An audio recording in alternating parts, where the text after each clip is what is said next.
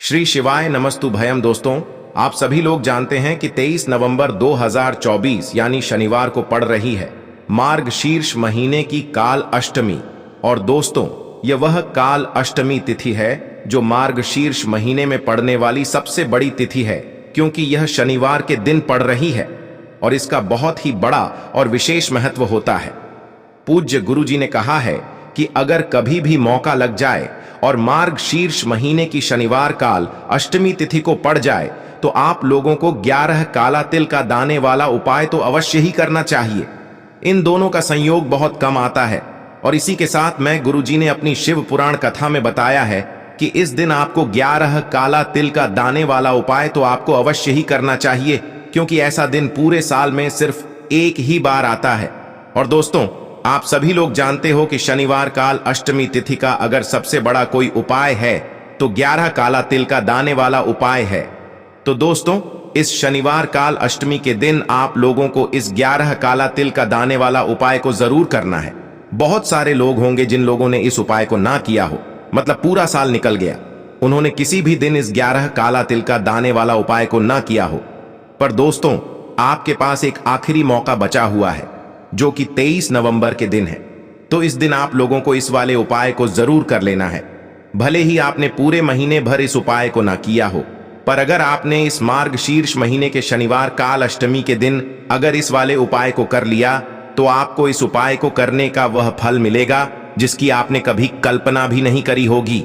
इसीलिए आप लोग इस वाले उपाय को एक बार जरूर कर लेना है, ताकि आप लोगों के हाथ से यह मौका ना जा सके और आपको इस उपाय को करने का फल मिल सके। दोस्तों, यह उपाय पंडित जी ने अपनी अभी की ही श्री शिव महापुराण की कथा में बताया है, जिस उपाय को आज हम आपको बहुत अच्छे से समझाने वाले हैं। इस वीडियो को देखने के बाद इस उपाय को समझने के लिए आपको कोई और वीडियो को देखने की जरूरत नहीं पड़ेगी। तो चलिए दोस्तों, उपाय को शुरू करते हैं। देखिए, यह इस मार्गशीर्ष महीने के शनिवार काल अष्टमी के दिन यह इतना खास होता है, इतना महत्वपूर्ण होता है। देखा गया है कभी कभी बड़े बड़े पूजा पाठ अनुष्ठान से जो मनोकामना पूर्ण नहीं होते, वह मार्गशीर्ष महीने के शनिवार काल अष्टमी के दिन एक छोटे से उपाय करने से ही आपकी मनोकामना पूर्ण हो जाती है। और बहुत सारे लोगों ने इस उपाय को किया भी है और उनको इस उपाय को करने का फल भी जरूर मिला है। अगर आप लोग भी इस उपाय को करना चाहते हैं तो आप इस उपाय को पहले अच्छे से समझ लेना, सुन लेना, उसके बाद करना। आपको इस उपाय का फल जरूर मिलेगा। और इस उपाय को कर लेने से आपके घर में चाहे किसी भी प्रकार की दुख और समस्या क्यों ना चल रही हो, आपको उसका कारण भी नहीं पता है कि भाई यह समस्या किस कारण से चल रही है। उसका कुछ भी कारण हो सकता है, जैसे पितृदोष हो सकता है या किसी भी तरह का मंगल दोष भी हो सकता है। तो इस दिन आप लोगों को यह वाला उपाय कर लेना है। यह एक ऐसा उपाय है जिस उपाय को अगर किसी विशेष दिन पर किया जाए तो भाई उस विशेष दिन का जो है वह तो हमें मिलता ही मिलता है, पर हमने उस दिन पर इस उपाय को किया है तो हमें उससे भी बड़ा फल मिलता है और फल बहुत जल्दी मिलता है, क्योंकि आप इस उपाय को बहुत ही बड़े और विशेष दिन पर कर रहे हो। तो चलिए अब उपाय के बारे में बात करते हैं, लेकिन उससे पहले आप लोगों को यह जानना आवश्यक है कि आखिर यह उपाय किस समय करना है, किसको करना है और कैसे करना है। तो चलिए हम आगे आपको वीडियो में एक एक करके बता देते हैं। लेकिन उससे पहले अगर आप लोग हमारे चैनल पर पहली बार आए हैं या फिर मेरी आवाज आज पहली बार सुन रहे हैं तो हमारे चैनल को सब्सक्राइब जरूर कर लेना और इस वीडियो को लाइक करके कमेंट बॉक्स में श्री शिवाय नमस्तुभ्यम, ओम नमः शिवाय जरूर टाइप कर देना। तो दोस्तों, इस 11 काला तिल का दाने वाला उपाय को हमें इस शनिवार काल अष्टमी के दिन कैसे करना है, किसको करना है, किस समय करना है और कहां पर करना है, यह सारे सवालों के जवाब आपको इस वीडियो में मिल जाएंगे। और जो यह वीडियो देखेगा भाई, उसको 11 काला तिल का दाने वाला उपाय जरूर करना चाहिए, क्योंकि इस दिन एक काला तिल के दाने का भी बहुत ही बड़ा और विशेष महत्व होता है। और जब बात आ जाए 11 काला तिल का दाने वाला उपाय की, तो यह सोने पर सुहागा वाली बात हो जाती है और यह एक बहुत ही बड़ा उपाय हो जाता है इस शनिवार काल अष्टमी का। तो अब दोस्तों, इस 11 काला तिल का दाने वाला उपाय को आखिर करना किसको है, सबसे पहले हम लोग वह बात जान लेते हैं। तो देखो, घर की जो बड़ी माताएं बहनें होती हैं उन माताओं बहनों में से कोई भी एक बड़ी माता बहन इस वाले उपाय को कर सकती है। और दोस्तों, अगर आप चाहे तो अपने घर में से सभी सदस्यों को भी इस उपाय को करवा सकते हैं। अगर किसी व्यक्ति की खुद की कोई मनोकामना है, खुद की कोई दुख और परेशानी है जो कि वह अपने लिए ही करना चाहता है, इस वाले उपाय को तो वह खुद अपने लिए भी कर सकता है। बाकी अगर कोई घर में से ऐसा है जो कि अपने पूरे घर परिवार की सुख और शांति के लिए यह वाला उपाय करना चाहता है, तो भाई वह भी कर सकता है। उसमें भी कोई दिक्कत वाली बात नहीं है। कहने का मतलब यह है कि इस उपाय को हर एक सदस्य भी कर सकता है और पूरे घर परिवार के सदस्य के लिए घर की बड़ी माताओं बहनों में से कोई एक माता बहन भी कर सकती है। माताएं बहनें अगर घर में उपस्थित ना हो या वह यह वाला उपाय ना कर पा रही हो, तो फिर घर का कोई बड़ा सदस्य भी इस 11 काला तिल का दाने वाला उपाय को कर सकता है, चाहे फिर वह पुरुष ही क्यों ना हो। उसमें कोई भी दिक्कत वाली बात नहीं है। अब दोस्तों, जो अगला प्रश्न निकल कर आता है वह यह आता है इस उपाय को लेकर कि आखिर इस उपाय को हमें किस समय करना है, सुबह के समय करना है कि शाम के समय करना है। तो देखो, इस वाले उपाय को आप लोग सुबह के समय भी कर सकते हो और शाम के समय प्रदोष काल में भी कर सकते हो। अब अगर आप पूछो कि भाई सबसे उत्तम समय कौन सा रहेगा इस 11 काला तिल का दाने वाला उपाय को करने का, तो हम आपसे बस यही कहेंगे कि इस उपाय को आप सुबह के समय करेंगे तो ज्यादा बेहतर होगा। बाकी अगर प्रदोष काल शाम के समय भी करेंगे तो भी अच्छा होगा, उसमें कोई भी दिक्कत वाली बात नहीं है। तो अब दोस्तों, जो अगली सबसे बड़ी और महत्वपूर्ण बात आती है वह यह आती है कि सुबह अगर हम उपाय को करेंगे तो हमें कितने बजे से लेकर कितने बजे तक के बीच में करना है, और शाम के समय प्रदोष काल में करेंगे तो हमें कितने बजे से लेकर कितने बजे के बीच में करना है। तो देखो, सुबह जितनी जल्दी हो सके आप उपाय को करने की कोशिश करना। बाकी अगर किसी कारणवश लेट भी हो जाओ, थोड़ी देर भी हो जाए, तो 10 या 11 बजे तक भी आप उपाय कर लेना, पर 12 बजे से ज्यादा देरी ना हो।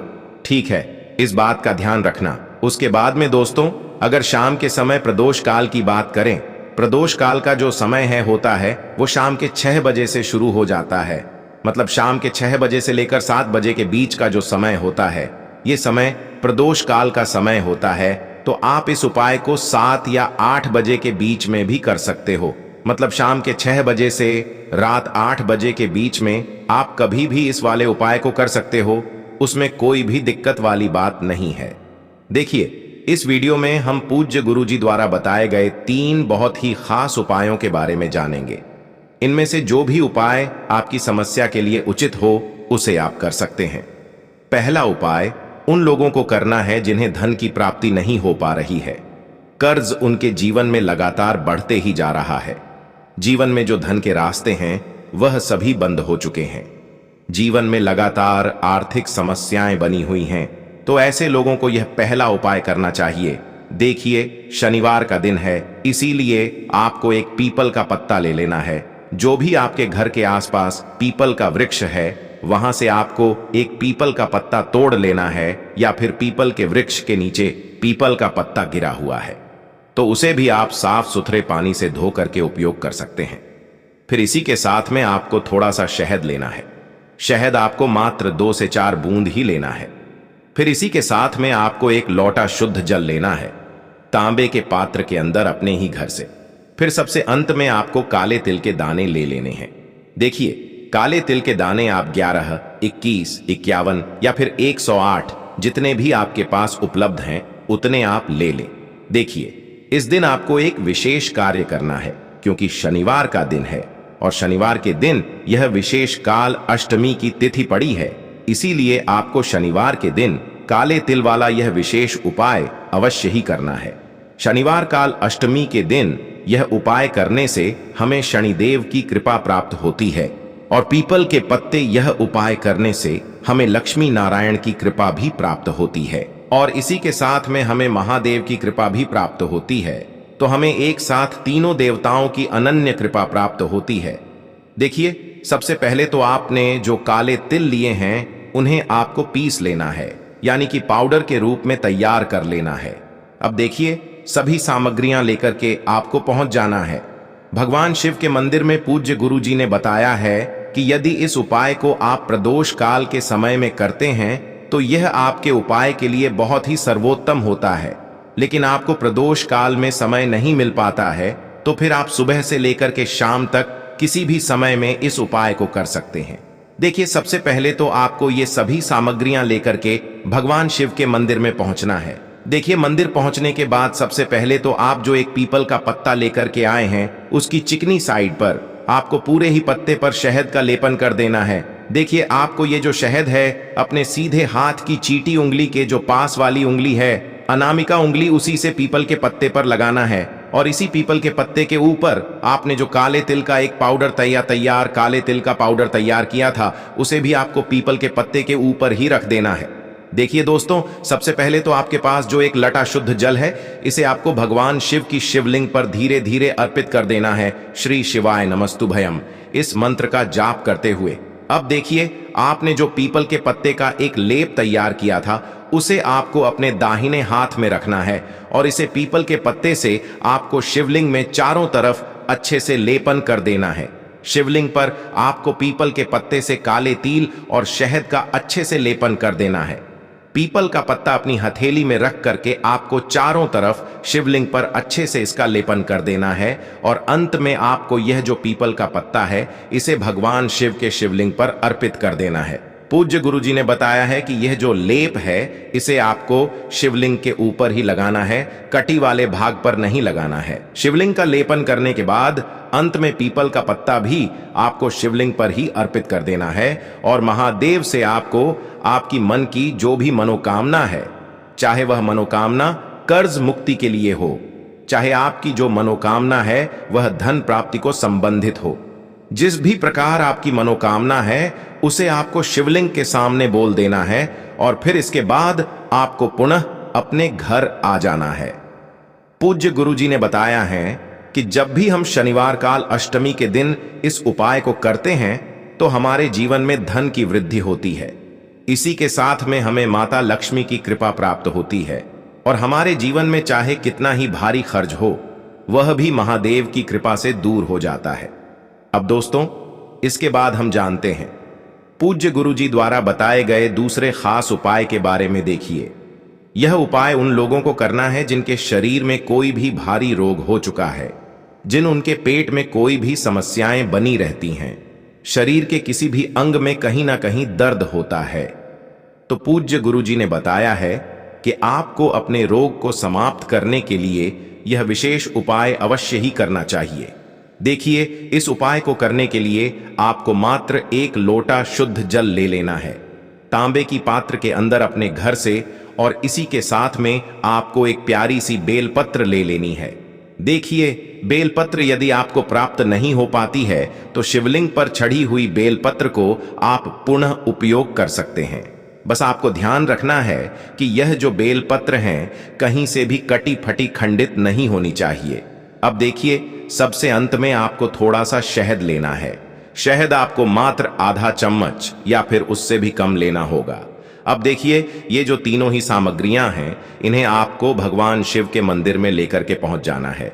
देखिए, पूज्य गुरुजी ने बताया है कि यह जो उपाय है इसे आप सुबह से लेकर के शाम तक किसी भी समय में कर सकते हैं।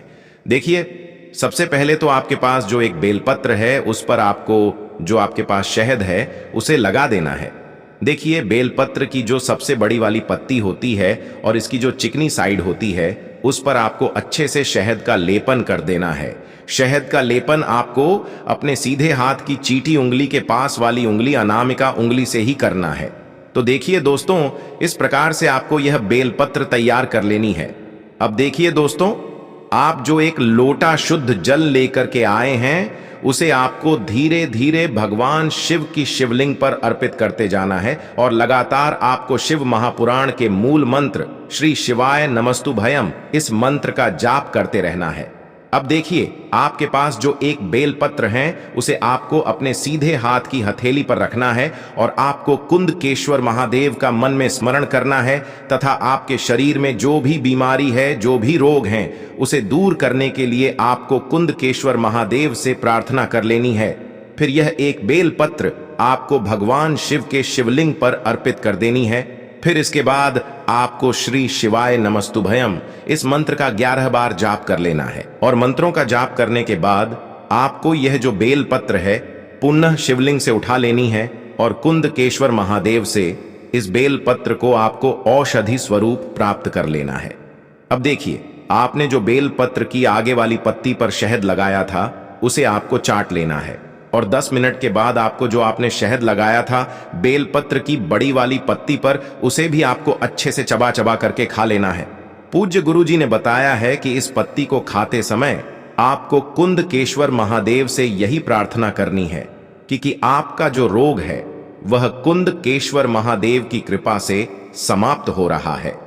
पूज्य गुरुजी ने बताया है कि जो भी व्यक्ति इस उपाय को कम से कम 5 शनिवार कर लेता है तो उसके भारी से भारी रोग में भी उसे आराम मिलना प्रारंभ हो जाता है।